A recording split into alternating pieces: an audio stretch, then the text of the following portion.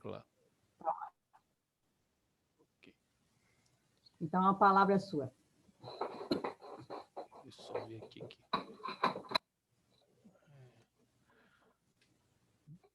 Boa tarde a todos, amigas e amigos do SEASSE. Com grande alegria voltamos mais uma vez a esse ambiente. Sempre foi com grande satisfação que participamos das reuniões do SEASSE e agora na forma online, mas sentimos a mesma vibração. Então, para nós é sempre uma grande alegria. Nós, recentemente, tivemos a oportunidade de assistir a um filme no canal Netflix, canal fechado, e que me chamou muita atenção. Aliás, recomendo a todos, quem puder assistir, que o façam. O título deste filme era Radioactive, radioatividade, e o filme retratava a vida da famosa cientista, talvez a mais famosa cientista, que foi Marie Curie, e do seu também famoso esposo, Pierre Curie. Marie Curie, embora com esse nome afrancesado, ela nasceu na Polônia, cerca de 10 anos após a publicação do Livro dos Espíritos, em 1867. Nasceu em Varsóvia, família simples, seu pai era professor, era uma família com 5 filhos, e ela, com sua intelectualidade diferenciada, tinha aquele ideal de estudar em Paris. Paris, à época, ainda detinha a condição de grande capital da cultura e da ciência. Posteriormente, no início do século XX, esse bastão passaria para Berlim. Mas ela tinha esse ideal. Então, desde os 17 anos, ela procurou trabalhar como aia, porque assim ela propiciava que a sua irmã mais velha pudesse se formar em medicina. E quando ela, a seu turno, se formasse, poderia garantir o seu sustento como estudante lá em Paris. E assim fez. Em 1891, ela se mudou para Paris, foi estudar física e matemática, acabou se formando. Em 1895, ela conhece e acaba se casando com um outro cientista num campo diferente do dela, que foi Pierre Curie. Pierre Curie foi um cientista que tinha como campo de atuação a eletricidade e o magnetismo. E os dois juntos, evidentemente, procuraram unir esforços, começaram a trabalhar em conjunto num laboratório, como o filme mostrou, bastante simples, mas era o laboratório possível. Mas os dois tinham uma grande perseverança, que é a característica dos grandes missionários, e eles acabaram descobrindo 2 novos elementos da tabela periódica, o rádio e o polônio. Aliás, o polônio foi até intitulado como uma referência à sua terra natal, a Polônia. E ela também, evidentemente, casando com Pierre Curie, afrancesou o seu nome. Era Maria Sklodowska e passou a ser chamada como Marie Curie. Em 1906, acaba acontecendo um acidente, seu esposo vem a falecer. Pierre Curie veio desencarnar atropelado por uma carruagem em Paris. Antes, em 1903, esse casal, pelo trabalho e pela descoberta desses 2 elementos que eu fiz menção, eles ganharam o Prêmio Nobel de Física, os dois, em 1903. Em 1906, então, Pierre Curie vem a desencarnar, vítima desse acidente, assim, bem estranho, né? Ficar pensando uma pessoa ser por uma carruagem, mas foi o que aconteceu. Evidentemente, isso trouxe um baque muito grande para ela, o filme apresenta isso, mas ela continua lutando e ela se especializou muito no estudo da radioatividade. Aliás, esse termo foi cunhado até pela própria Marie Curie. radioatividade seria bastante importante esses trabalhos, até porque sabemos da importância da radioatividade nos tratamentos para a cura de câncer, principalmente, e também para os estudos que foram realizados posteriormente em decorrência de acidentes nucleares e, infelizmente, até da eclosão de bombas, né? Então, esse trabalho dela foi bastante importante. E, em 1911, ela acaba ganhando o seu segundo prêmio Nobel. Talvez seja a única cientista que ganhou 2 prêmios, 2 edições, e é interessante, em áreas distintas, porque em 1903 foi em física e em 1911 foi em química. Em 1914, eclode a Primeira Guerra Mundial e ela deseja, então, contribuir com o esforço, e ela teve a ideia de preparar ou realizar unidades móveis de raio-x.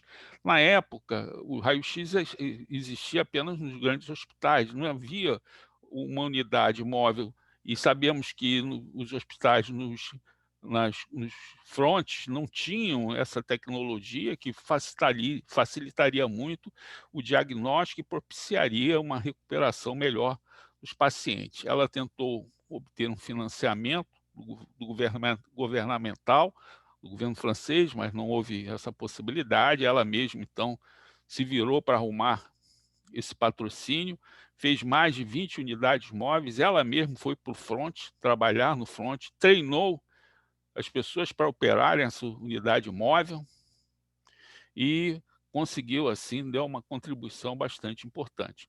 E ela viria a desencarnar em 1934, vítima, evidentemente, da radioatividade, com leucemia. Falam que ainda hoje, se você pegar um caderno de Marie Curie e passar um contador Geiger, você vai ter registro ali da radioatividade. Mas o que me chamou a atenção no filme foi que, no transcurso, Pierre Curie, que era um entusiasta da fenomenologia espírita, ele acreditava, era um entusiasta, convidou-a para que pudesse assistir a uma reunião de apresentação dessa fenomenologia. Não era uma reunião espírita como realizamos nos centros espíritas para atendimento dos espíritos encarnados, não. Era mesmo uma reunião para apresentação dessa fenomenologia. E Pierre Curie sempre foi entusiasta. Marie Curie nos pareceu, assim, no filme, alguém com maior reticência com relação a esses fenômenos.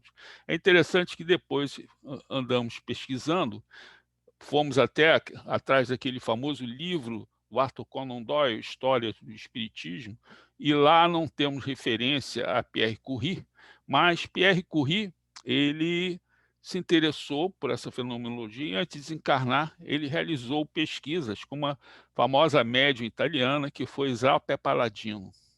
E ele acabou constatando a veracidade dessa fenomenologia e escreveu cartas para amigos cientistas também, confirmando a veracidade dessa fenomenologia. E esse livro, História do Espiritismo, apresenta, assim, uma síntese dos principais médiuns que trabalharam e contribuíram para a história da doutrina espírita. Evidentemente, colocando logo ao seu início que a participação junto ao homem dos fenômenos mediúnicos sempre aconteceu. Isso aí não é novidade, até porque a mediunidade é uma condição orgânica. Não, o problema é que os espíritos sempre existiram. Mas o que Arthur Conan Doyle procurou destacar é que foi no século XIX uma invasão dos espíritos, para que, evidentemente, pudesse ser codificada a doutrina espírita.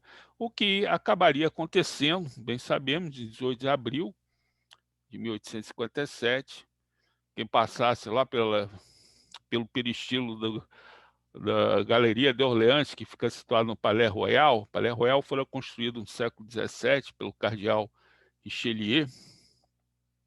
Quem passasse por essa livraria e encontrar aquele livro diferente sendo lançado, um livro com o título Livro dos Espíritos, muito diferente. E quem abrisse ia ver que a sua estrutura também era totalmente diferenciada. Ele foi elaborado a partir de perguntas. Eu penso até que quem se interessasse mais e fosse ler o Prolegômenos, no final existiam vários grandes espíritos que marcaram a humanidade, assinaram esse Prolegômenos, como, por exemplo, Santo Agostinho. Santo Agostinho foi o maior filósofo cristão, ele pensava perguntando. Então, entendo até que houve muita uma orientação dos espíritos para que a doutrina espírita, o livro base, que apresenta a sua filosofia, fosse através de perguntas, porque isso faz com que fique mais fácil para quem lê. Vocês imaginem se, ao invés de perguntas, nós tivéssemos textos no livro dos espíritos. Realmente seria muito mais difícil. E esse livro, então, apresentou para nós a doutrina espírita, e, evidentemente, trazendo para a humanidade aquela promessa que Jesus nos fez de que ele iria enviar um outro Consolador. Essa promessa fora feita na famosa quinta-feira à noite, da ceia pascal. Jesus seria crucificado na Páscoa do ano 33, e ele afirmou, segundo João, que ele iria enviar um outro Consolador.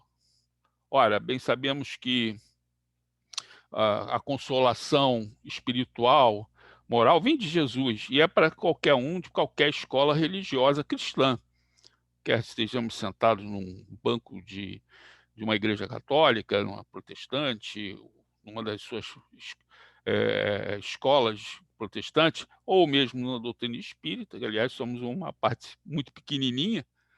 Nós somos, evidentemente, consolados por Jesus. Mas a doutrina espírita nos apresentava uma outra consolação, que é para o intelecto, a fé raciocinada.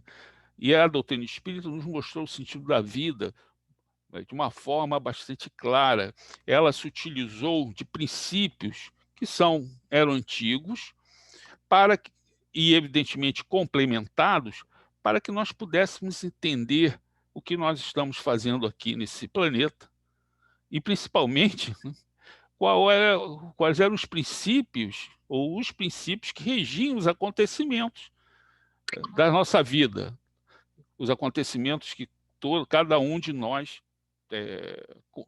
vive ao longo de suas existências. Ora, nós sabemos que a doutrina espírita, ela se utilizou até de alguns princípios já bastante antigos, que evidentemente não estavam, assim, de certa maneira, apresentados de uma forma que passasse para a pessoa o entendimento dos acontecimentos pelas quais ela vive, ou pelos acontecimentos que ela está enfrentando.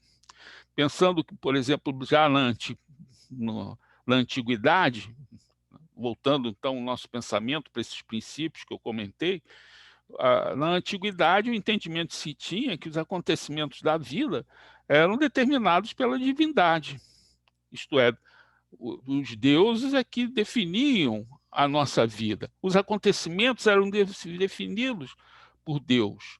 Evidentemente, isso causou aquela proposta da humanidade sem procurar saber o que os deuses haviam reservado para eles em cada uma das existências. Então foram desenvolvidos vários tipos de investigação para saber qual era a vontade divina para cada um de nós, como também o momento da morte.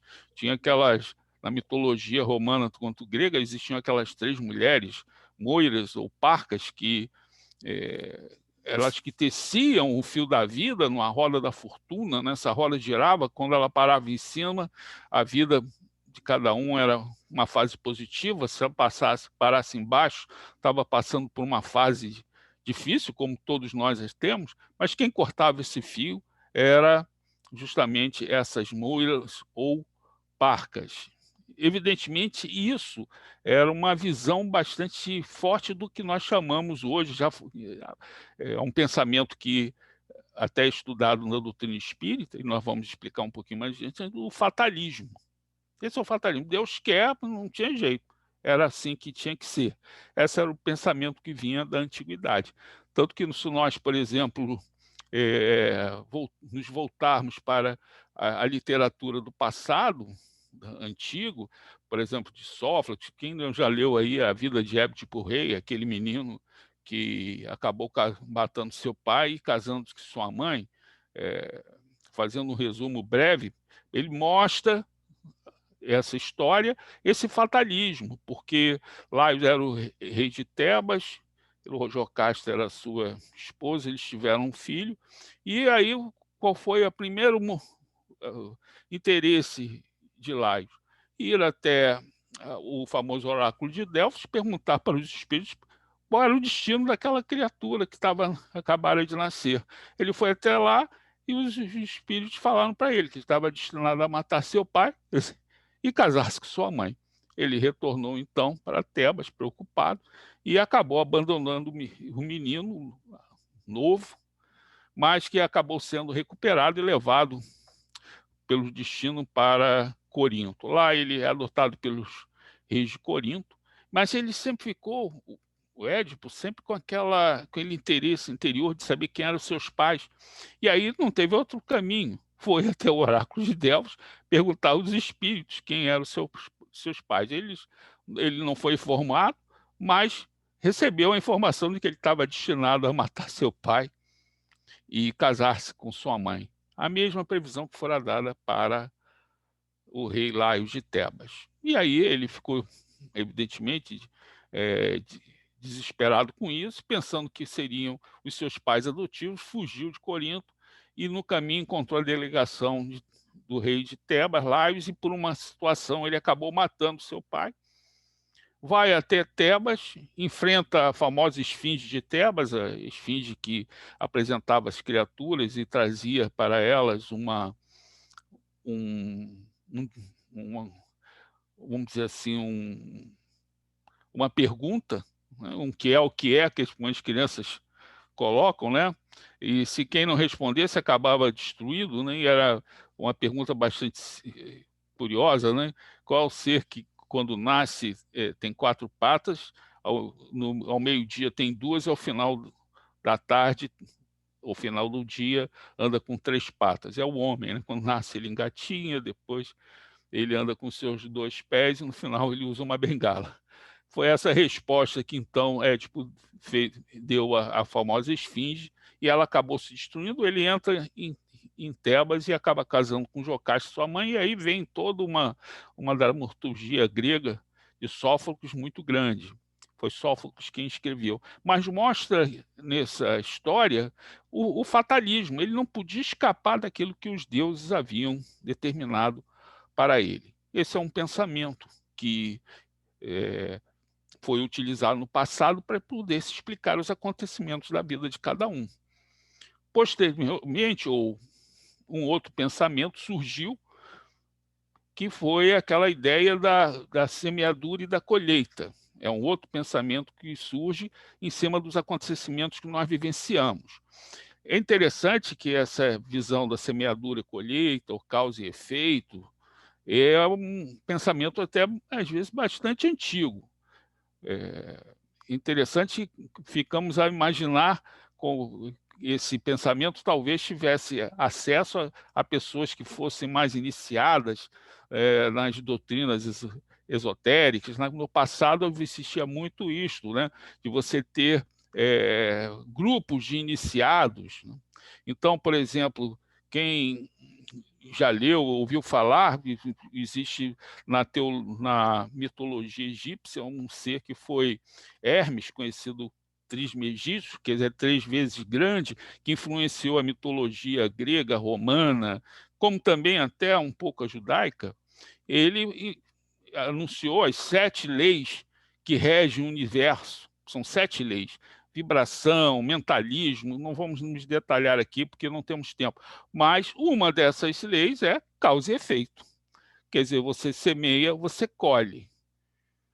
No próprio judaísmo, nós já encontramos a lei de causa e efeito, né? Oséias tem uma frase que provavelmente você já deve ter ouvido, né? Você semeia vento, nós vamos colher tempestade, né? Isso é básico. Jesus também nos trouxe essa visão, ele lembrava, olha, se você quer que o próximo te faça determinada ação, faça com ele uma ação igual. ou na medida que você vir analisar ou medir alguém, você será medido. Está aí causa e efeito, semeadura e colheita. Paulo de Tarso, depois, nas suas cartas, ele abordou muito essa questão da semeadura e colheita, né? Então, ele falava, olha, quem semeia pouco, colhe pouco. E você não vai, se você semeia uma laranja, você não vai querer colher uma outra fruta. A semeadura e a colheita estão interconectadas, estão ligadas. Lembrando até esse profeta Osés. Osés viveu aí 700 anos antes de Cristo. Se você semeia vento, você vai acabar colhendo tempestade. Um outro pensamento bastante importante que surgiu, vejam como é que esses princípios eles existem e depois nós vamos tentar resumir na doutrina espírita, bem resumido. Um outro pensamento bastante importante veio já aí por volta do século III, século IV, foi o do livre-arbítrio. E, evidentemente, quem desenvolveu muito essa questão do livre-arbítrio foi Santo Agostinho. Ele até escreveu um livro sobre o livre-arbítrio. Reparem, existe um fatalismo, um pensamento que foi muito marcante, mas começou a surgir, não, uma noção diferenciada. Olha, existe o livre-arbítrio, nós somos responsáveis pelo nosso destino, nós podemos mudar as situações da vida. Então, já falamos no fatalismo, já falamos aqui da semeadura e colheita, ou ação e reação, e estamos falando também do livre-arbítrio, que é algo bastante importante. E já ao final do século, ou meados do século XVIII, vamos lembrar aqui algo que alguém queria impactar muito o pensamento do século XIX, quando seria trazido a doutrina espírita, foi Isaac Newton. Isaac Newton, ele nos trouxe a terceira lei, a lei da ação e reação. Ele falou sobre a gravitação, falou sobre a gravidade, ele abordou as questões de ótica, eles têm as leis, várias leis do movimento, mas ele falou muito da ação e reação, como lei física. Antes, no passado, essa ação e reação, semeadura e colheita, estavam muito no âmbito da filosofia, mas aí Isaac Newton levou isso para o aspecto da física. Isaac Newton realmente foi um ser muito diferenciado, porque ele, além de ser um físico maravilhoso, ele também desenvolveu o cálculo infinitesimal, né? Hoje, se nós fazemos esses exames de imagem, devemos a Isaac Newton, com certeza, e a Leibniz, mas Isaac Newton também. E ele tinha um interesse muito grande sobre as questões do juízo. Então, ele foi um teólogo. Ele escreveu mais de 4 milhões de palavras. Ele gostava muito do Apocalipse de Daniel, o Apocalipse de João. Ele tem um livro sobre o Apocalipse de Daniel e de João. E fez até as suas previsões para o juízo, para a transição planetária. E nas previsões de Isaac Newton era para o ano 2060. Reparem que ele não está...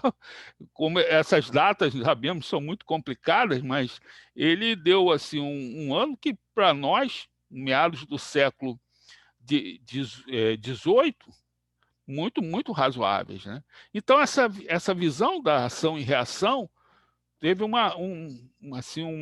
incremento muito grande pelo aspecto científico, surgindo assim o pensamento do determinismo, que é aquele outro pensamento que coloca que as ações estão interligadas por leis naturais. Então não adianta você querer mudar, porque existe essa interligação determinista.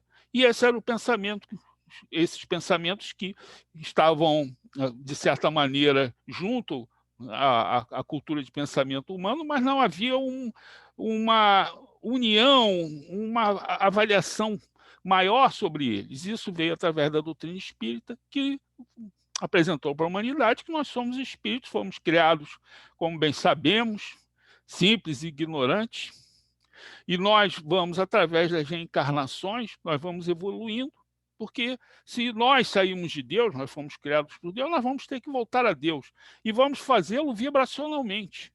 Nós saímos de Deus vibracionalmente, vamos retornar a Ele. Então, existe um determinismo, sim. O determinismo é da nossa evolução. Nós vamos, qualquer criatura, todos os seres irão se aperfeiçoar. isso aí é básico que a doutrina espírita nos coloca. Então, essa questão do determinismo está centrado basicamente nas questões relativas a essa finalização, né, do caminho, do processo evolutivo de cada espírito. Evidentemente que essa evolução se dá através das diversas reencarnações, né? E nessas reencarnações, nós estamos envolvidos também com 3 grandes processos. Evidentemente, a doutrina espírita coloca esses pensamentos do livre-arbítrio, de causa e efeito, continuam a estar presentes na nossa vida, porque se nós fomos criados simples e ignorantes, nós temos uma capacidade intelectiva para discernir entre o errado e o certo. Evidentemente que quando o espírito alcança essa condição, ele ganha o livre-arbítrio, que é uma beleza, ótimo, a doutrina espírita nos ensina isso, nós temos doutrina, essa condição, estudada muito por Santo Agostinho, como eu lhes falei, no século IV, mas evidentemente, quando você recebe essa liberdade, você fica sob o gancho da lei de causa e efeito. Nós temos responsabilidade daquilo que nós viemos a escolher. E nesse processo reencarnatório, nós temos 3 grandes situações que marcam a nossa existência, né? Os acontecimentos normalmente estão ligados a essas situações. Nós estamos ainda num planeta de provas e expiações, então nós temos situações na vida que estão ligadas a processos de expiação. Sabemos que a expiação é um decreto-lei, errou, temos que pagar. Jesus mesmo no Evangelho nos ensinou que nós vamos pagar até o último centavo, nós vamos pagar até o último ceitil. Evidentemente que a expiação é todo desvio das leis divinas, todo desvio das leis de amor. Evidentemente que nós temos que expiar os nossos erros. Essa a noção de expiação não é nova, já era até antiga, até junto ao judaísmo, que já tinha uma ideia ainda muito primária da reencarnação.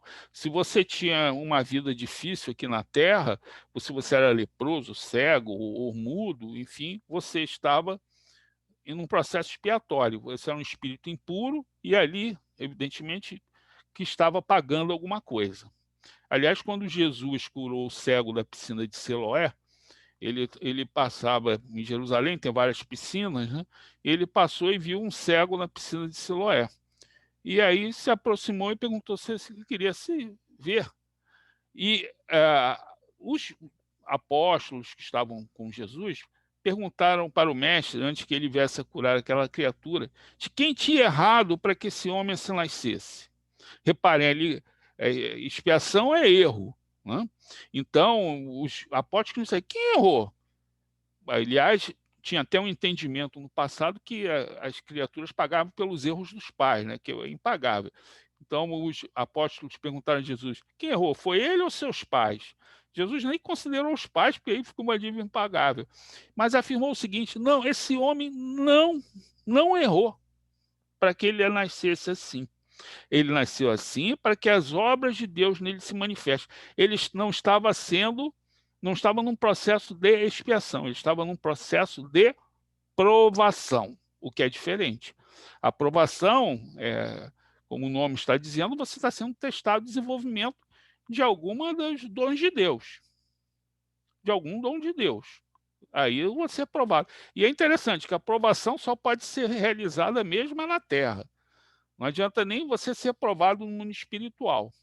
Tanto que, por essa razão, os espíritos vão se desenvolvendo no mundo espiritual, mas eles têm que descer para a matéria.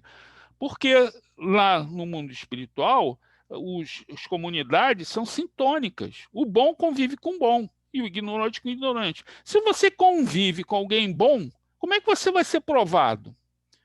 Você fala que eu quero provar que agora eu sou caridoso, vou dar um exemplo. Mas se você está no mundo espiritual convivendo com pessoas ou com espíritos mais caridosos até como você, agora, quando o espírito encarna, aí todas as vibrações se equalizam na matéria. sabemos que a matéria vibra. Então, mas, entretanto, equaliza. Então, um santo consegue conviver com alguém com espírito atrasado. Numa família, você pode ter um santo e um espírito atrasado. Essa convivência não existe no mundo espiritual. É sintônica, é física, não tem condição. Aliás, um espírito inferior, para ver ele não consegue nem ver um espírito superior, de uma condição vibracional diferenciada. Ele não vai conseguir ver. Ele não vai conseguir ver. Então, esse espírito, como as obras de André Luiz nos falam, eles têm que adensar o perispírito para que eles possam até ser identificados. Aí sim, nessa condição de convivência, aí sim, a criatura será provada. Então, a doutrina veio nos trazer essa visão, até avançando um pouco, porque o entendimento mais antigo, quando se falava em alma, em problemas difíceis, era sempre aquela noção de um espírito impuro. Aliás, o que a criatura era doente, um leproso, tinha dois problemas, né? A lepra e o preconceito, né? Não, ali é um espírito impuro mesmo, tem que estar pagando os seus erros do passado. E aí Jesus falou, esse homem não errou. Ele nasceu assim para que as obras de Deus nele se manifestem.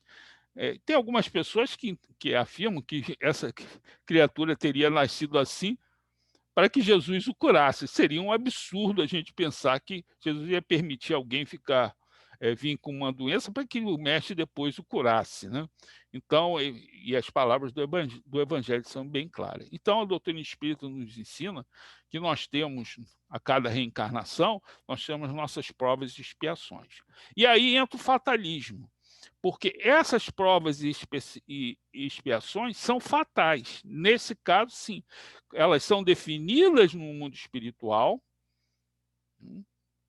mas a partir dessa definição, quando você encarna, elas se tornam fatais. Aí é o fatalismo que existe dessas provas e expiações que nós temos que passar. Existe esse fatalismo? Sim, em cima dessas provas e expiações. Isso vai chegar para a gente de alguma maneira. Mas é só prova e expiação? Não. Nós também temos e vivemos, nós temos que dar o nosso contributo. Nós estamos aqui na Terra, nós temos que dar o nosso contributo. E o nosso contributo vem através da nossa atividade missionária. Todos nós temos missões na vida. Todos nós. Toda criatura que encarna tem uma missão. Tem sua prova, tem suas expiações, mas também tem a sua contribuição, a sua missão. É quase um plano de Deus para cada um de nós. Claro que o plano de Deus para a humanidade é a salvação de todo mundo, mas ele tem um plano para cada um de nós. Evidentemente que as pessoas vão, qual é o plano de Deus? Qual é a minha missão aqui na Terra? Como se viesse alguma informação direcionada. Não, às vezes vem por uma ideia, por um sonho. Aliás, Paulo falava o seguinte, que o idealizar e o realizar vem de Deus. Então, a criatura procure ver através de um sonho, através de um interesse maior, o propósito para a sua vida. É interessante que, às vezes, essas coisas podem até acontecer de maneira diferente, né? Já que nós estávamos falando de Santo Agostinho, me recordei aqui o seguinte, depois que ele se converteu ao cristianismo, ele era rétor do imperador, ele era o que fazia os discursos do imperador romano, aí ele se converteu ao cristianismo, ele voltou para a África do Norte, onde ele vivia, em Tagaste. Seu pai, ele nasceu no norte da África. E aí, como ele se desligou, ele renunciou àquela condição de rétor do imperador romano, se afastou e voltou para a África. E ele queria o quê? Ele queria ficar escrevendo, ele reuniu os seus amigos para fazer reflexões acerca do Evangelho, enfim, escrever. E, naquela época, para você se tornar bispo ou um padre, era por votação. Então, ele na África, nas regiões ou nas pequenas cidades, que o cristianismo na África, no norte da África, era muito forte, ele sempre perguntava antes de ir se tinha padre e bispo, porque ele não queria ser bispo, porque ser bispo ou padre era o maior problema naquela época. Você resolvia tudo.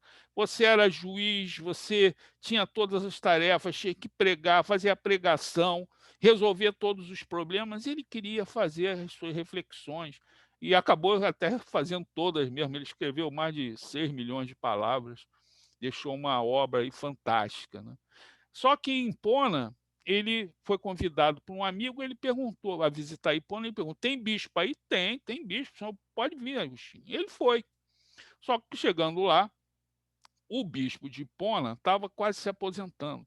Hipona tinha uma área muito grande, precisava de um bispo auxiliar. E ele estava na reunião, aí o bispo de Hipona, então vamos votar porque será o meu bispo auxiliar. Ele, na época, já tinha uma fama muito grande, ele acabou sendo conduzido para essa missão, para esse propósito divino, mesmo sem querer.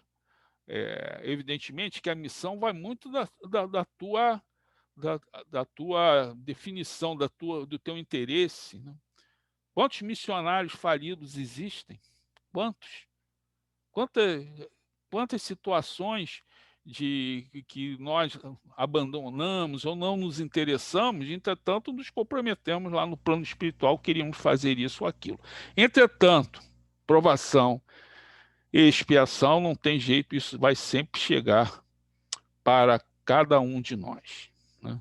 Então, nós vamos entendendo, através da doutrina espírita, né, que as situações da vida, ou elas estão relacionadas nesse fatalismo das nossas provas e expiações, pelo nosso livre-arbítrio, nas missões que temos que realizar. Evidentemente que nem tudo dos acontecimentos da nossa vida podem estar relacionados por um processo desse, são os processos normais da vida, né? Tem pessoas que às vezes cai uma pedrinha na cabeça, não, isso aí tinha que acontecer, não, são inerentes das próprias situações aqui da matéria, né? E na vida material, como espiritual, nós temos muitas coisas a realizar, evidentemente, sem estar com essa programação anterior, porque cada reencarnação é como se fosse um livro que nós temos que ir escrevendo. Evidentemente que existem capítulos que nós não podemos escapar, mas nós vamos escrevendo, tentando ter como guia, evidentemente, aquela parte terceira do Livro dos Espíritos, que nos fala justamente das leis morais, e ali nos trazem todas as orientações com relação à lei do trabalho, a lei do descanso também, uma lei, enfim. Isso tudo vai compondo um acervo de informações importantes para as atividades daquilo que realizamos. A doutrina ainda nos ensina que essa questão mental é bastante importante. Se nós, evidentemente, temos uma mentalização em determinada situação, como que há uma sintonia, existe uma atração muito grande, e essas coisas acabam se realizando, mostrando para nós que os acontecimentos da vida também são atraídos pela aquilo que pensamos. Além daquilo que semeamos, iremos colher, nós também podemos atrair a partir dos pensamentos, como se nós tivéssemos assim uma sintonia psíquica, né, que atraia outras mentes, outro psiquismo que esteja na mesma vibração. É como se estivesse mentalizando sempre a palavra doença, vamos acabar encontrando, porque Jesus mesmo já havia nos ensinado que busca e achareis, pedir e dar-se-vos-á, e bate e que a porta se abrirão. Então eram essas as reflexões que nós tínhamos a colocar para vocês, né? Porque o tema era bastante interessante, né? Fiquei pensando que o que é nosso sempre chega, né? E aí eu talvez pudesse gastar aqui 2 minutos, 3, lembrando uma história de Francisco de Assis, porque ele, pelo que nós comentamos, o grande fatalismo nosso, né, aquilo que vai chegar é nosso mesmo, não tem jeito, são nossas provas e expiações. Isso aí vai chegar. Evidentemente, as missões, nós temos nosso compromisso, mas muitos abandonam, vão para outros interesses, enfim, são missionários que não realizaram aquilo que se comprometeram. Então, uma vez eu li uma história de Francisco de Assis, e que ele intitulou A Perfeita Alegria.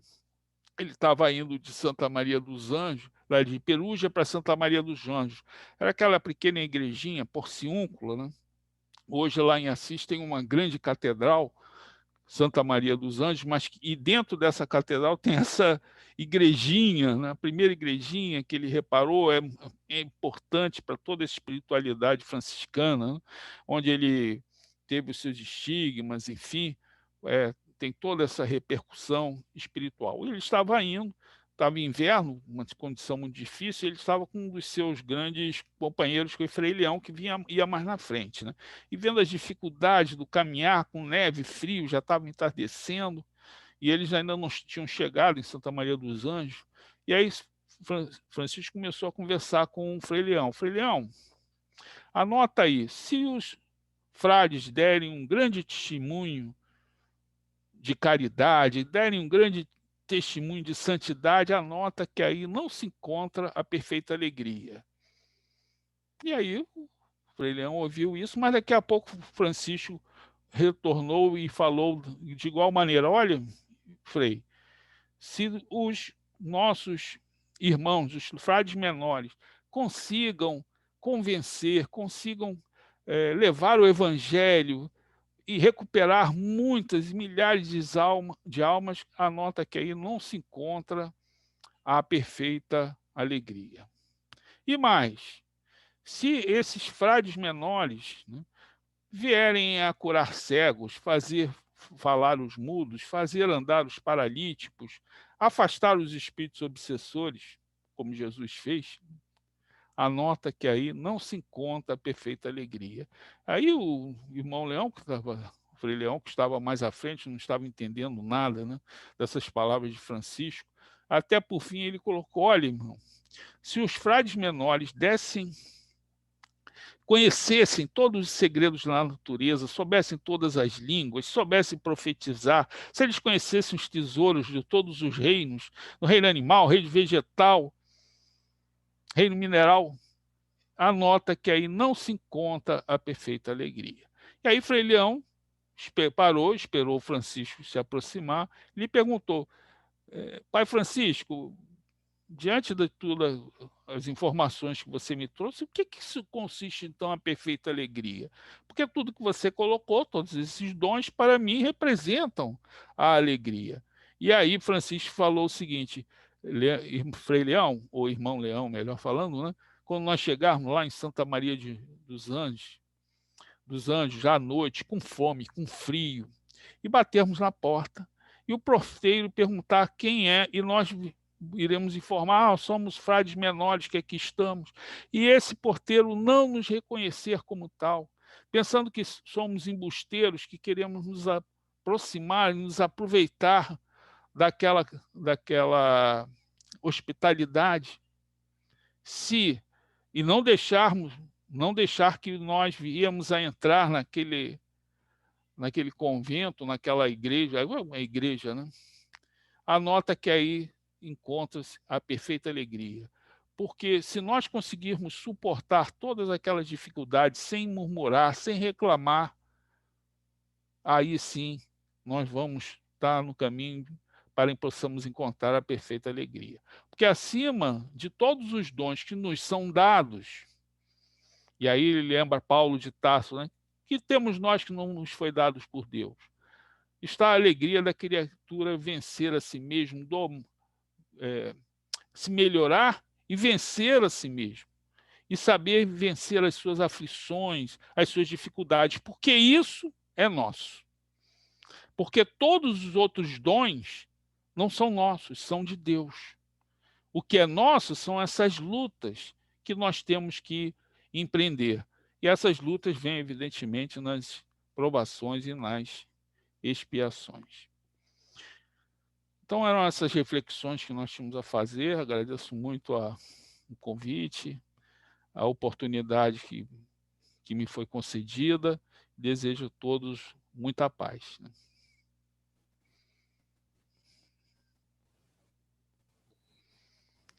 Nós aqui agradecemos, Guilherme, pelo